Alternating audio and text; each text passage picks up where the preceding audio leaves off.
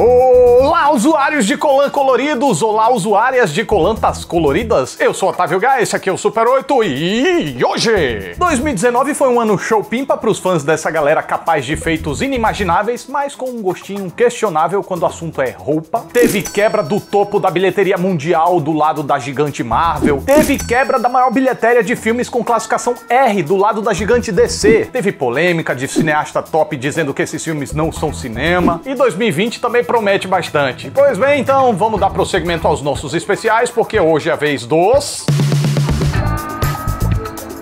8 filmes de marombados com roupinha colada brega que mais alucinarão a gente em 2020. E se você ainda não tá ligado em como funcionam as paradas por aqui, essa lista vai seguir por ordem das estreias. E eu não me responsabilizo pelas datas, pois as distribuidoras podem mudar seus planos a qualquer momento. Pois bem, então vamos começar. A super-heroiada do ano começa com um desdobramento dos eventos do desastroso Esquadrão Suicida. Protagonizado pela biscoitada mais querida do gênero, Aves de Rapina vai trazer Margot Robbie de volta à pele de Harley Quinn após o término do seu relacionamento com o Coringode. Claro, a trama vai girar em torno da Arlequina, mas o elenco ainda vai contar com muito girl power através de personagens inéditas no cinema, mas queridas pelos fãs do universo DC, já que a Maluquete se une à barulhenta Canário Negro, a mortal Renée Montoya, a pequena Cassandra Cain e também a Caçadora, interpretada por Mary Elizabeth Winstead, para salvar uma garotinha das garras de um senhor do crime, o Máscara Negra de Ewan McGregor. Recheado com muito humor negro, o filme aposta num elenco praticamente todo feito por mulheres para mostrar a emancipação da Arlequina num mundo talvez tão louco quanto ela. Com um orçamento de 100 milhões de dólares, dá para pagar uma boa porradaria e efeitos de primeira, o que vai depender da diretora Cathy Yan, que não é muito conhecida pelo grande público, mas tem uma característica forte de apostar no sarcasmo e nos palavrões para fazer um tipo de humor mais adulto, o que indica que devem apostar aqui numa classificação R. Já o roteiro foi escrito por Christina Hodson, do admirável Bumblebee. Nada mais justo do que uma roteirista e uma diretora para comandar um elenco praticamente todo feminino numa trama feminina. E as mudanças sobre a Arlequina já podem ser notadas nos trailers, onde ela parece bem menos sexualizada do que em Esquadrão Suicida. É, um passo interessante nesse subgênero de anti-heróis. Torcer agora para 6 de fevereiro chegar logo.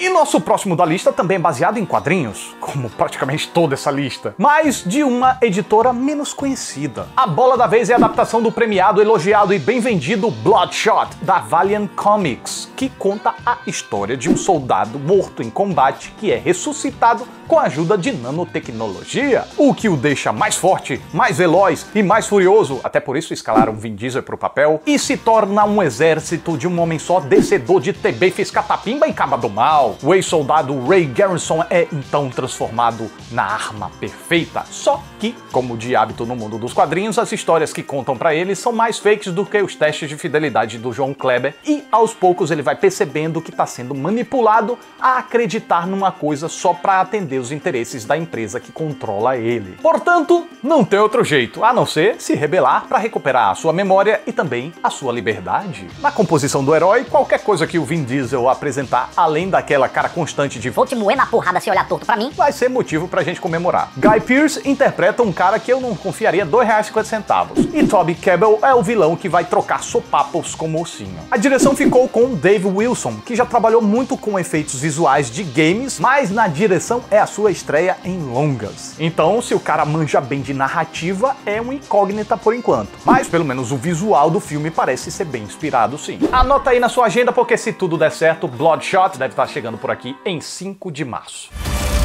That is absolutely fantastic. I feel like I just heard this. Are they playing this on repeat?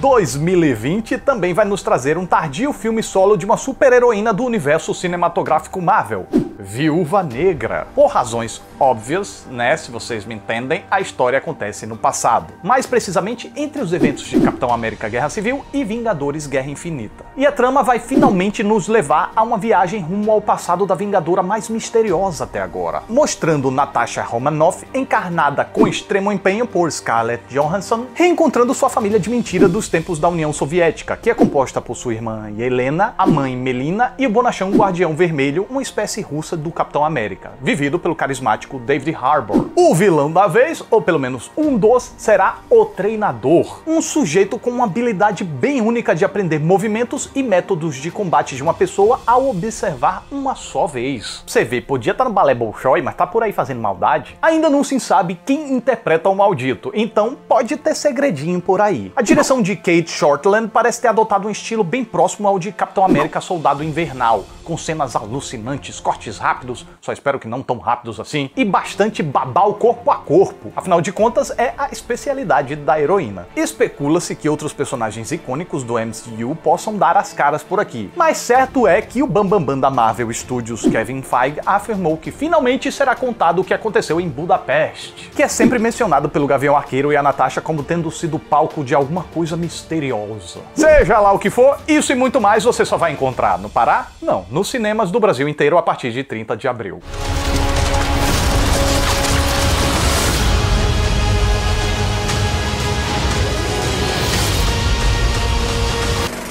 Depois do fenômeno de crítica e bilhetéria que levantou a moral do universo DC nos cinemas, a diretora Patty Jenkins volta com tudo para apresentar o segundo capítulo da história pessoal da super e maravilhosa amazona Diana Gal Gadot Prince, Mulher Maravilha, 1984, que, como o nome indica, passar-se-á na década favorita de Hollywood somos hoje em dia, e portanto não deve ter ligação com os eventos de Liga da Justiça, que se passa depois, né? Em tempos de Guerra Fria, Diana Maravilha agora resolve as pendengas globais em segredo, no miudinho. Pelo que o trailer indica, as cores e o bastante uso de neon dos anos 80 vão refletir diretamente no comportamento e aparência da heroína. Então esse, muito provavelmente, deve ser o filme mais colorido e espalhafatoso da DC até então, o que torna mais bem-vindo certos elementos da mitologia da guerreira que antes não combinavam muito com o estilo sombrio. Coisas como laço neon, tiara bumerangue, só não sei se vai ter avião invisível porque aí já era demais até na animação. Apesar de que há boatos de que ele poderá ser visto pela primeira vez nos cinemas, ou no caso não, porque ele é invisível. Por enquanto, o grande mistério é sobre o retorno de Steve Trevor, que foi visto explodindo no final da Primeira Guerra Mundial lá no primeiro filme. É o próprio Steve? É um parente? Um clone?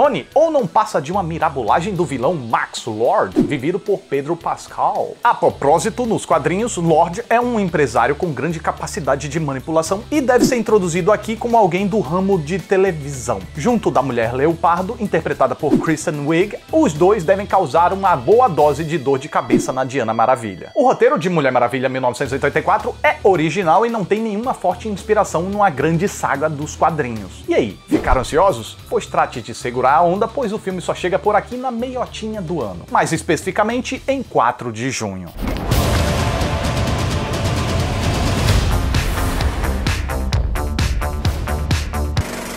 Com os direitos de adaptação para o cinema dos personagens do universo do Miranha, a Sony investiu num filme solo do vilão Venom, transformando ele em herói/anti-herói na verdade. E, apesar de fracassar com os críticos, se saiu excepcionalmente bem com o público, garantindo uma bilheteria de 856 milhões de dólares. Com isso, a Sony pensou: opa, quais os vilões do Spider-Man a gente tem o direito de adaptação? E vieram com a ideia de fazer um filme solo de um tal de Morbius, vivido pelo ex-Coringa e meu parça Jared Leto.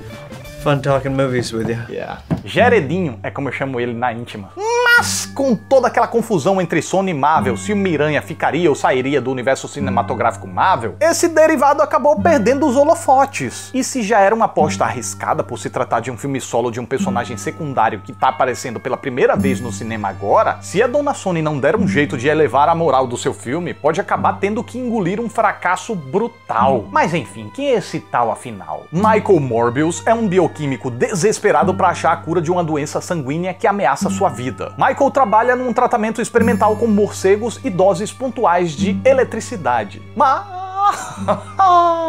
como o universo do Cabeça de Teia é recheado com os cientistas mais negligentes da face da Terra, tudo dá errado, ele acaba sendo infectado e desenvolve características de vampiros. Tá aí um universo pra gente negligente ser beneficiada, rapaz. Nos quadrinhos ele foi inspirado no Drácula, mas em vez de ter suas origens sobrenaturais, seus poderes vêm da ciência. Aqui a gente ainda não sabe se ele vai ter um papel como vilão, como anti-herói ou como de fato um herói. J.K. Simmons deve reprisar o seu papel como J.J. Jameson e já se fala de uma pequena pequena participação do venoso Eddie Brock. A direção é de Daniel Espinosa, que tem um currículo interessante, principalmente no gênero de suspense. Mas pra gente saber qual a boa desse sujeito sanguinolento, vamos ter que esperar até 30 de julho. E já que estamos falando do Aranhaverso da Sony, vamos seguir na mesma quebrada. Claro que depois do sucesso de bilheteria de Venom, o estúdio não ia dar sopa e, além de explorar o catálogo de vilões que tem nas mãos, também iria dar prosseguimento ao pioneiro que deu tão certo. Então se preparem que 2020 também vai trazer Venom 2. A dupla principal, Tom Hardy e Michelle Williams, volta a dar as caras. O roteiro é de Kelly Marcel, que escreveu sozinha a adaptação de 50 Tons de Cinza e dividiu o trampo com uma caboclada em Venom. E a direção caiu nas mãos do ator mestre da captura de movimentos, Andy Serkis, que dirigiu a versão de Mowgli da Netflix. Como sugerido no finalzinho do primeiro filme, o vilão da vez é o Carnificina, vivido pelo sempre competente Wood Harrelson, que eu sou fã de carteirinha e digo mesmo. O maldito é um psicopata que se simbiosou com o simbionte melequento lá, ou seja, é considerado um dos inimigos mais sanguinários do Miranha, o que meio que exige que a classificação indicativa do filme seja R. E os realizadores estão ligados nisso e, baseado no bom desempenho de Logan, Deadpool e Coringa, estão confiantes a apostar nessa classificação. E como a galera não resiste à tentação de aumentar a vilanice, pelo que parece ser um pensamento de que mais é melhor, vamos ter também a namorada do tal psicopata, a Shriek, interpretada por Naomi Harris. Sobre uma eventual participação do Miranha do Tom Holland é um mistério. Parece que contratualmente foi acertado que pode ter, mas será que pode mesmo? Bom, vamos ter que esperar um cadinho para descobrir, já que as filmagens começaram em novembro, ainda não encerraram. Todavia, se tudo correr como previsto, a gente vai poder conferir essas novas loucas aventuras do simbionte grudento a partir de 2 de outubro.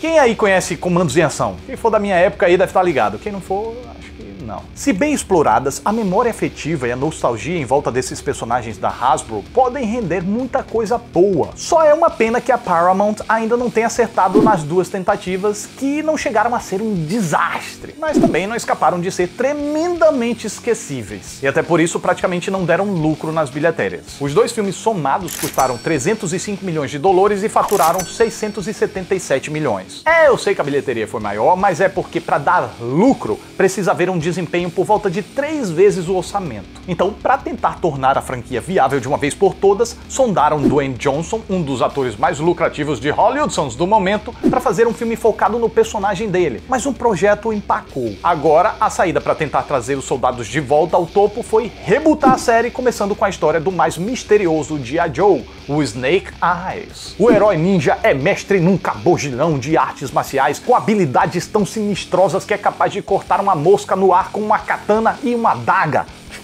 Ele também tem um visual mó da hora, com um uniforme todo preto e uma máscara com um visor que parece um capacete e lembra um Robocop ninja. O Cabra da Peste será interpretado por Henry Golding e o seu grande mentor, o Hard Master, por Iko Uwais. Já o vilão será vivido por Takehiro Hira, mas ainda não foi revelado quem ele é. Só se sabe que não vai ser o Storm Shadow, que também tá no filme na pele de Andrew Koji. Quem também deve aparecer é a Scarlet, interpretada por Rachel Nichols. Para comandar essa bagaça, o estúdio confiou o trabalho a Robert Schwentke, eu acho que é isso, cujo currículo não inspira muita confiança não, mas vamos ver qual que é. O filme deve estar chegando por aqui no Brasil em 15 de outubro.